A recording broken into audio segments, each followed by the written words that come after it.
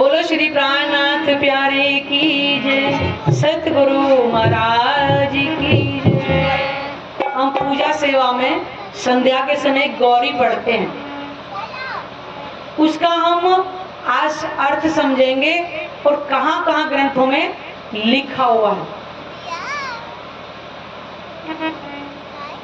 प्राणनाथ मन भाए अली मोए, प्राणनाथ मन भाए, प्राणनाथ मन भाए अली मोए, प्राणनाथ मन भाए। विंध्याचल पर्वत के ऊपर सुंदर धाम सुहाए, विंध्याचल पर्वत के ऊपर सुंदर धाम सुहाए, प्राणनाथ मन भाए अली मोए, प्राणनाथ मन भाए।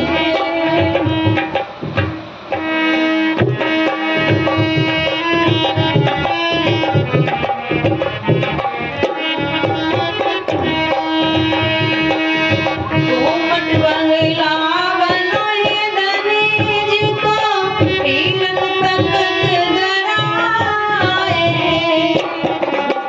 घूमट बंगला बनोए दहेज को, तीरथ तखत धराए। प्राणनाथ मन भाए अली मोए, प्राणनाथ मन भाए।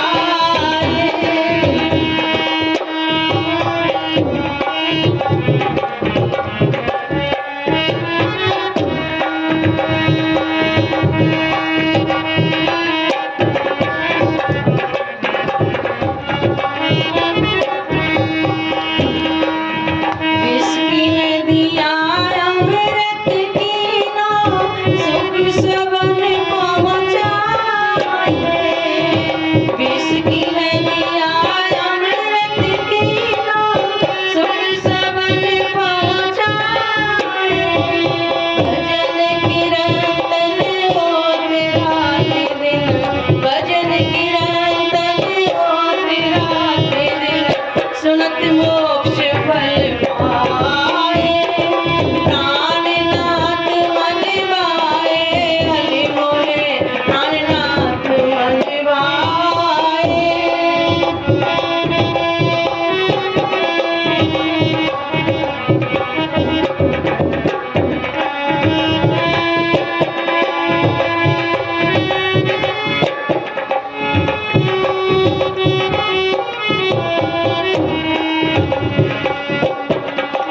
चरित पुरानी जी साकत सात सकल मिले, जाग निराश खिलाए।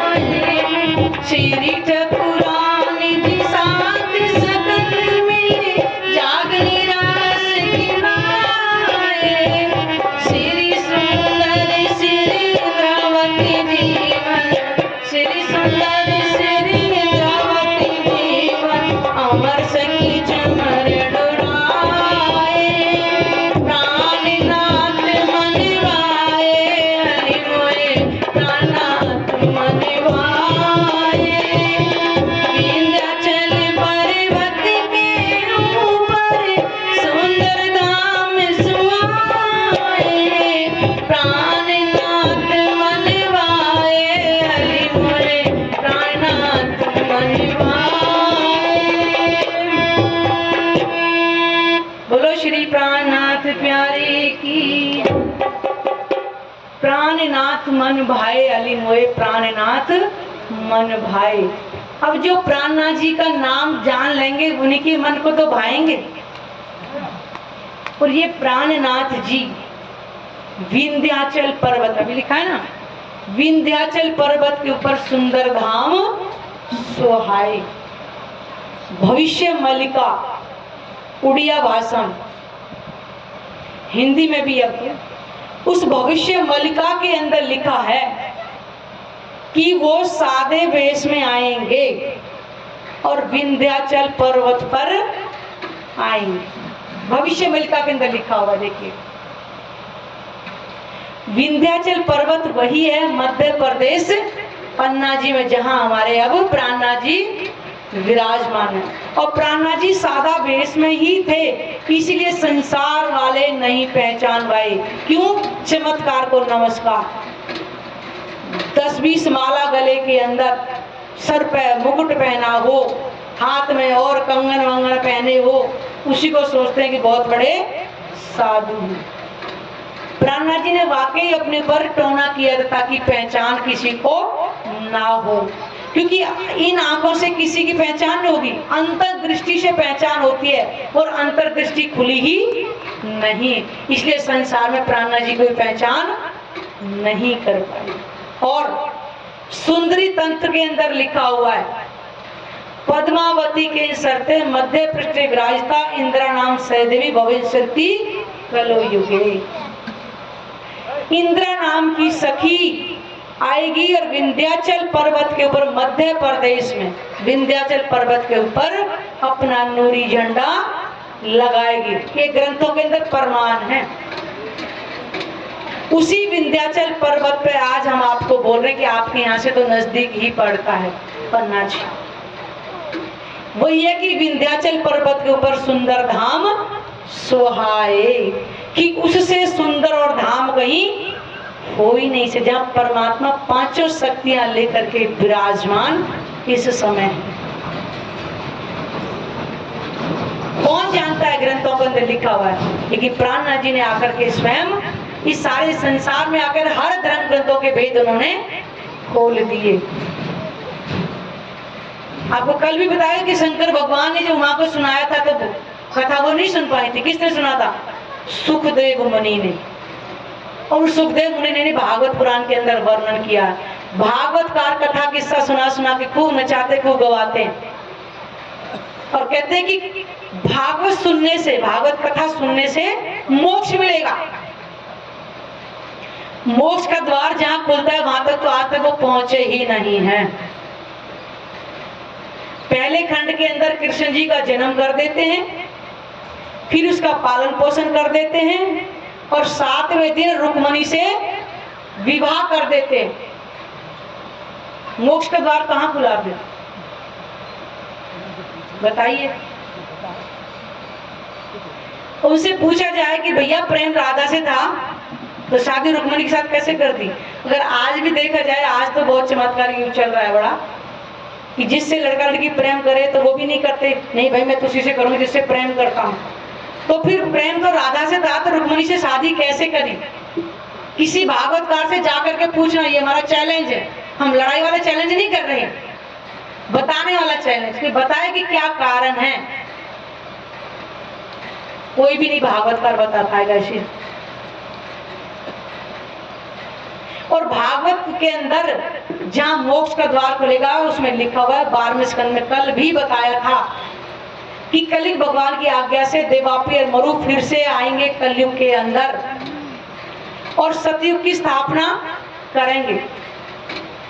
ये सतयुग, द्वापर, त्रेता, कलयुग, ये वाला युग नहीं आएगा, क्योंकि महापर ले आएगी। अब तो सतयुग का मतलब है चारों चरण बराबर होंगे, सत्य भी होगा, तप भी होगा, ज्ञान भी होगा, और पाने के लिए कर्म भी होगा। चारों चरण बराबर होंगे, उसको सतयुग बोला गया। सत्य कौन है? परमात्मा। जो उस परमात्मा का चिंतन करेंगे तो हम भी सत्य हो जाएंगे। ज्ञान, ज्ञान से विवेक जागृत होगा, तो ज्ञान नहीं है तो ध्यान कैसे करेंगे परमात्मा का? जब उसका चिंतन नहीं करेंगे, विचार नहीं करेंगे, तो तब कहां से होगा? जब स्वरूप की पहचान होगी तो हम एकांत बैठ के ध्यान करेंगे, वो हमारा तप हो जाएगा। और कर्म, उसको पाने के लिए जो भी हम क्रिया करेंगे, उस तक तो कोई भी भागवतकार पहुंचता ही नहीं है। और नहीं तो आज के बाद जाकर के पूछा करो। हम तो कहते हैं इस चीज को, हर जहां भी हम जाते हैं यही चीज बोलते हैं कि भागवत करने वालों से पूछो, भैया ये देवापी मरु कौन है जो कलयुग में कलयुग भगवान की आज्ञा से फिर जाएंगे? कलयुग भगवान कौन है? पूर्ण परमात्मा। उनकी आज्ञा से दोनों जीव फिर से कलयुग में जन्म लेंगे और परमात्मा इनके अंदर आकर के लीला करेंगे। जो दो तरह से लीला हुई है, ये वाणी उन्हीं के द्वारा आज हमारे सामने है। और आज विंध्याचल पर्वतपुर घुम्मट जी में जाके आप जाइएगा, ये वाणी का वांग में स्वरूप आपको सिंहासन पर आज मिलेगा। क्यों? यहाँ कोई तनों की कोई पूजा नहीं होती है कि गादी पर चला दिए, वो चले गए, उसके बेटे को गादी पे बैठा दिया। ये ब्रह्मवाणी ही पार ब्रह्म का ही वांग में स्वरूप है। इसी की हम सेवा पूजा सब कुछ इसी का करते हैं, क्योंकि परमात्मा वो नूरी तन से संसार में आ नहीं जैसा जिसको दुनिया निराकार है, क्योंकि नेत्रों के अंदर सामर्थ्य नहीं है परमात्मा के स्वरूप को नेत्रों से देख लें। उस नूरी तन की एक झलक भी कोई बर्दाश्त नहीं कर सकता, इसलिए वो अपना ज्ञान स्वरूप लेकर के आए हैं। इस ज्ञान से हम यहीं बैठे परमात्मा की जब पहचान कर लेंगे और ध्यान के द्वारा परमात्मा का दर्शन इसी तन के अंदर ही यहीं पर कर लेंगे। दुनिया परमात्मा को निराकार कहती है, निराकार कहती है, और हम कहते हैं कि परमात्मा का यहीं दर्शन कर लेंगे। आप करके देखिए, 40 दिन तक आप लगातार वाणी मंथन नियम से कीजिएगा और ध्यान कीजिएगा, अनुभव होगा होगा दिल से, किसी इच्छा से नहीं कि 40 दिन ये कर तो मुझे धन मिल जाएगा, नहीं। हम परमात्मा के अनुभव की बात कर रहे हैं। और परमात्मा बाहर दिखाई नहीं देगा, अंतर दृष्टि खुलेगी तो दीदार भी अंदर ही होगा। इसलिए हमारी भक्ति बाहर की नहीं, अंदर की है। दुनिया कहाँ भक्ति में लगी हुई है, शरीर कष्ट दे रही है, चाहे वो परिक्रमा दे रहे हैं, चाहे कहीं जाकर के कुछ भी कर रहे हैं, कि वो बाहर की भक्ति करे, लेकिन हमारी अंदर की भक्ति है।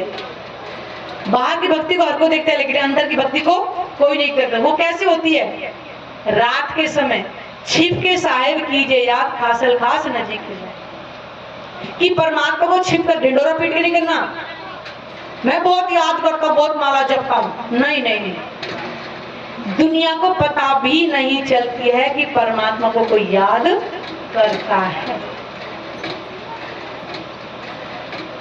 तो उसी विंध्याचल पर्वत पर प्राणनाथ जी आप भी इस समय पांचों शक्तियां लेकर के विराजमान है। गुम्मट बंगला बनदली को हिरण तखत धराई। गुम्मट बंगला आज गुम्मट जी में साक्षात विराजमान है। बंगला दरबार में वेद और कतेव से सब सुंदर साथ को चर्चा सुनाया करते थे। महाराजा छत्रसाल जी के समय की बात है।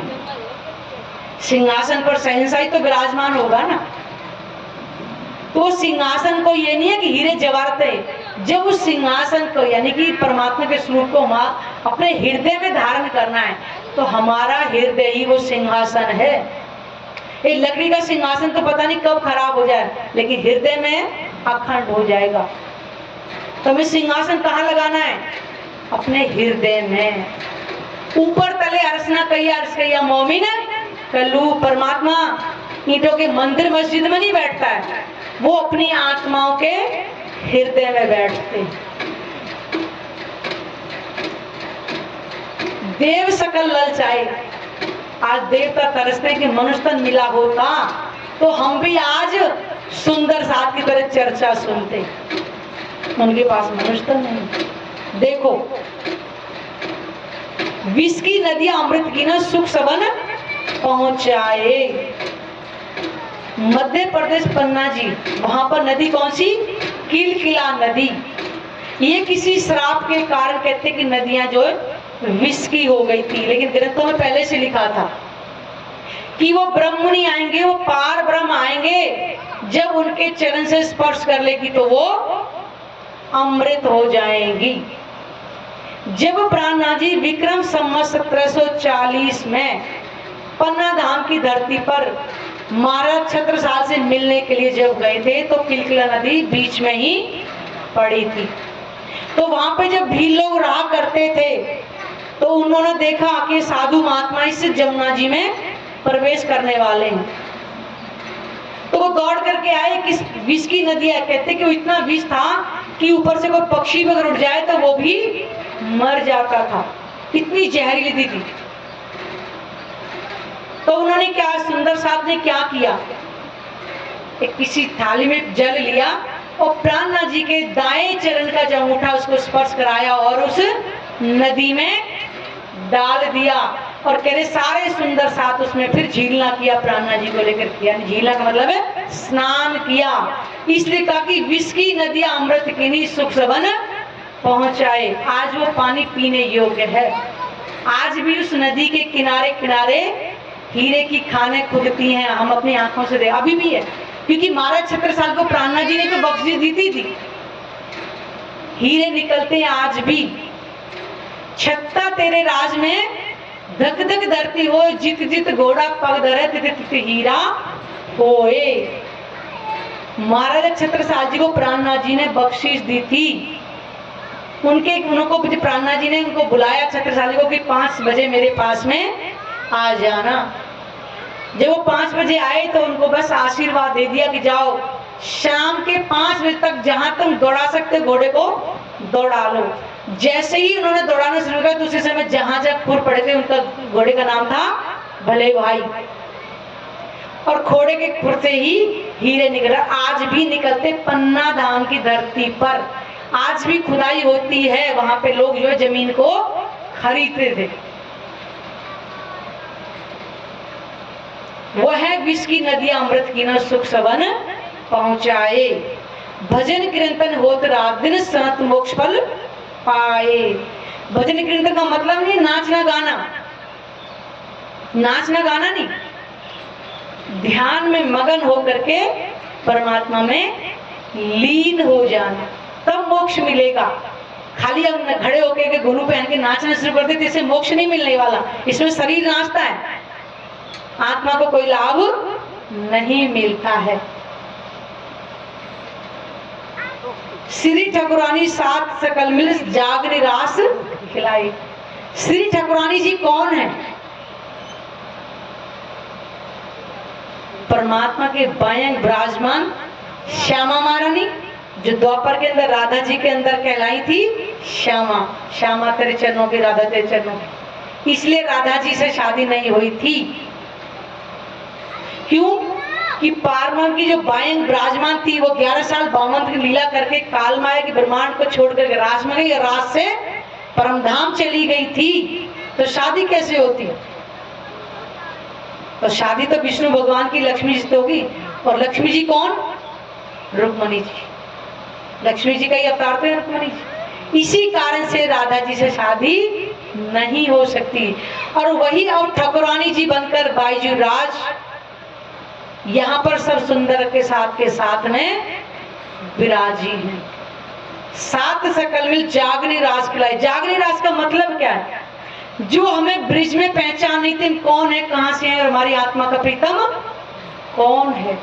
रास में हमें कछुक पहचान हुई थी कि हमारी आत्मा के प्रीतम, लेकिन घर की पहचान नहीं थी। लेकिन अब जागनी की रास इसलिए कहा कि अब हमें धाम की, अपने घर की, अपने प्रीतम की, अपनी लीलाओं की सारी पहचान हमें अब हो जाएगी। इसलिए कहा है श्री ठाकुरानी 7 सकल मिल जागनी रास खिलाए। श्री सुंदर सिंद्रावती अमर सखी चमर दुराए। क्योंकि आज हमें पहचान पूरी हो जाएगी, जब ही जागनी रास खेल सकते हैं। जागनी का रास का मतलब है ना कि शरीर से उठ गए, बिस्तर से जाग गए, नहीं। क्योंकि हमारी आत्मा जो इस संसार में आकर के अपने पति को भूल गई, अपने घर को भूल गई। आज हमें प्राणनाथ जी याद दिलवा रहे हैं कि तुम परम धाम की ब्रह्म आत्मा हो। तुम इस संसार में केवल खेल देखने आई हो। तुमने मेरे से कैसे परमधाम के अंदर इश्क रबत की बातें करी थी कि 100 वेद को आजमाए के तो भी ना भूले हम। इस संसार में जैसी हमारी नजर आई और हम भूल गए, हम बन गए ब्रिज की गोपियां। घर परिवार में मस्त हो गई और 11 साल में ही भूल गई। जब कृष्ण जी के अंदर पार ब्रह्म की जब लीला हो रही थी तो उन्होंने हमारी परीक्षा लेने के लिए बात कही कि देखूं अभी मुझे ये याद करती हैं कि भूल गई हैं। तो उन्होंने क्या कहा था? ये चलो गोपियों, आज वृंदावन में रास रचाएंगे। मैं 11 वर्ष का होया हूँ, आज मैं जन्मदिन मनाएंगे। तो हमने क्या कहा था? तू परपुरुष, हम है कुलवंती नार, तेरे साथ रास खेलने जाए। भूल गई ब्रह्म नाम के नाते को जो एक पल का भी हम वादा करके आए थे कि पल भी नहीं भूलेंगे। तो उन्होंने कहा कि वाह, माया का नशा हो गया इसका मतलब। तो उन्होंने क्या किया था? अपने चरणों के जो झांझरी घुंघरी पहनते थे वो उतार दे दी यशोदा मैया को। यशोदा मैया को तो कुछ पता नहीं लगा।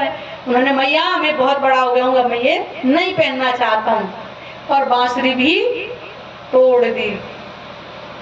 अब क्या है, गोपियां तड़प तो रही हैं, लेकिन पर पुरुष कह दिया, अब शर्मिंदा है, बात कैसे करें, और उन्होंने बांसुरी बजानी बंद कर दी। आ रहे गैया चला के ग्वाल वालों के साथ में, लेकिन बोल नहीं रहे। और ये लीला चली 52 दिन। कृष्ण जन्माष्टमी जो होती है उस दिन से और शरद पूर्णिमा तक गिन के देखना 52 दिन बैठते हैं। अब गोपियां जमुना तट पे नहीं जा रही हैं, नहीं तो पानी भरने के लिए बहाने से जाती थी कन्हैया से मिलने। कन्हैया के अंदर लीला करने वाले थे, आत्मा परमात्मा का प्रेम था अंदर से, लेकिन पहचान नहीं थी। तो जब उन्होंने देखा कि पूरी तरह माया में अब लिप्त हो गई हैं, तो लाए हैं तो लेके तो घर जाएंगे।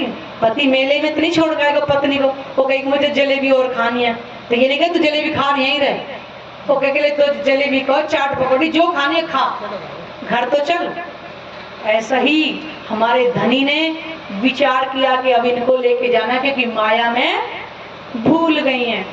तब जाकर के योग माया के ब्रह्मांड के अंदर, इसे निधि वन में नहीं, मथुरा वृंदावन वाले में नहीं, योग माया के ब्रह्मांड में जाकर के बांसुरी बजाई। और यही समय संध्या का था। देखा जाए भागवत पुराण में पढ़ो ना, किससे कहानियां गोपोट सुना के कथा सुना देते हैं। गोपियां दौड़ रही हैं और कोई नहीं पकड़ पा रहा, बताइएगा।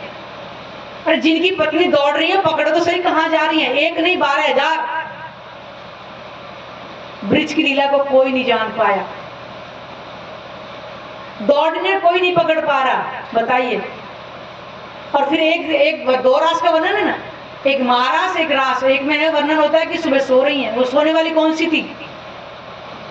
क्योंकि आत्मा परमात्मा की जो महाराज थी योग माया के ब्रह्मांड में हुई थी। वहां जाकर के परमात्मा ने अपनी आत्मा को उलाना दिया, तुम कैसे आ गई हो रात्रि में, तुम्हारे बच्चे रो रहे होंगे, तुम्हारे पति इंतजार कर रहे होंगे, जाओ, तुम तो कुलवंती नारी हो। पति चाहे लंगड़ा हो, लूला हो, निर्धन हो, जैसा भी हो, पति को नहीं छोड़ना चाहिए। ये भागवत पुराण में अंदर लिखा हुआ है। तो उन्होंने कहा ठीक है, हमने बहुत सुन लिया आपको, पति चाहे कैसा हुई नहीं छोड़ना चाहिए। अब हम पहचान गई है कि आप ही हमारे पति हैं। तो ब्रिज में पहचान नहीं दी थी, योग माया के ब्रह्मांड में थोड़ी सी पहचान दी थी कि ये हमारे प्रीतम है, लेकिन घर की पहचान वहां पर भी नहीं दी थी। तब नया नौतन वृंदावन बनाया गया, वहां पर महाराज खेली थी। आत्मा परमात्मा ने खेल खिलाई का खेल खेला था।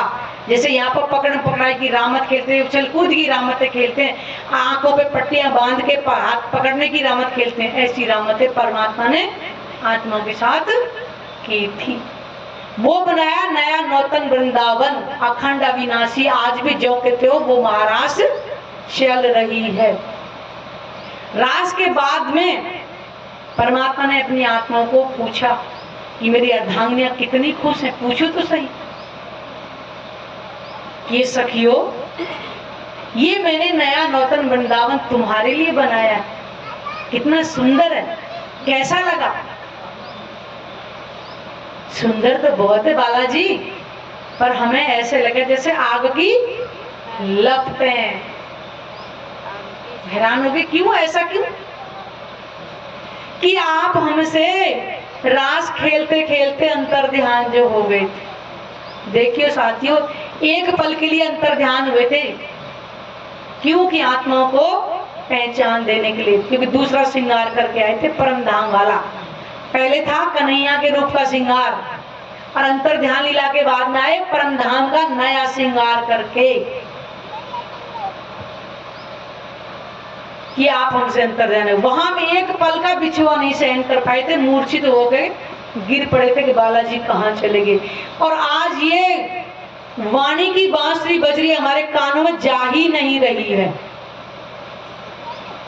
बताइए। तो उन्होंने क्या किया, अब क्या करना है बताइए।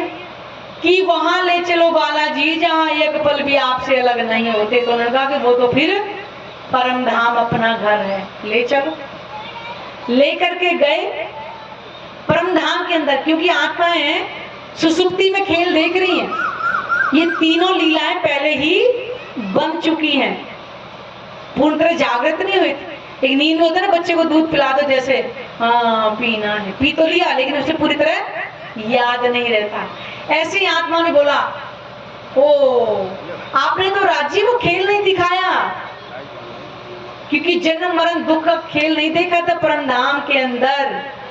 आत्माओं ने यही दुख की लीला मांगी थी, वो दुख का खेल हमें पूरा दिखाइएगा। ब्रिज में दुख नहीं देखा था आत्माओं ने, प्रेम की लीला देख करके चली गई थी घर। अब बालाजी संकट में पड़ गए, तीसरी बार ब्रह्मांड बनाना ही पड़ेगा।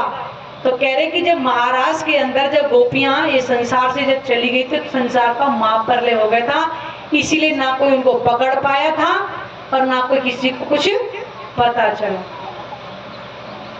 अब परमात्मा ने आत्माओं को फिर से खेल दिखाना था, नया ब्रह्मांड बनाया।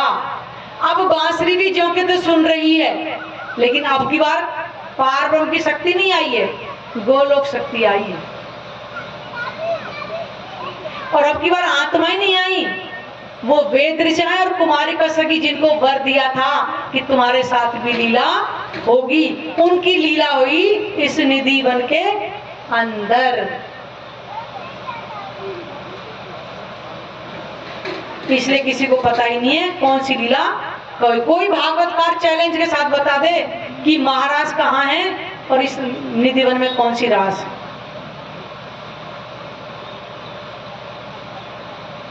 और ये दो लीला कृष्ण जी की हो चुकी है, कृष्ण नाम एक ही है, लेकिन पार्वण की लीला, ब्रिज की लीला पार्वण की, रास की पार्वण की थी। अब आज उसके बाद जो महाभारत वगैरह होगा, ये केवल और केवल विष्णु भगवान की लीला रहेगी। इसी कारण से रुक्मणी से शादी हुई थी। यह है भेद।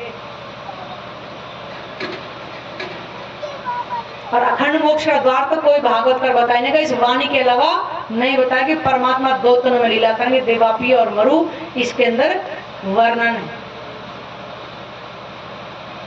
इसलिए कहते कि विंध्याचल पर्वत पर एक बार जाओ, वो पार्वण सम के जाना उन्हीं के चरणों में, क्योंकि उनके हुक्म से ही संसार बना है, तो मिटेगा भी उन्हीं के हुक्म से। और समस्त जीवों को उनके चरणों में ही सजदा अंत समय बनाया। तो क्यों ना समय मनुष्य रहते रहते क्यों ना सजदा बजाए उनके चरणों में, ताकि कुछ लाभ मिले, 84 लाख योनियों से मुक्त मिल जाए, वो आनंद मिले।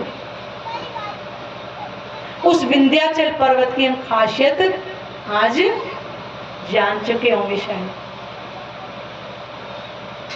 प्राणनाथ मन भाई अली मोए, प्राणनाथ मन भाई। देखो ये है धर्म ग्रंथों का रहस्य। बोलो श्री प्राणनाथ प्यारे की जय, सतगुरु महाराज की जय।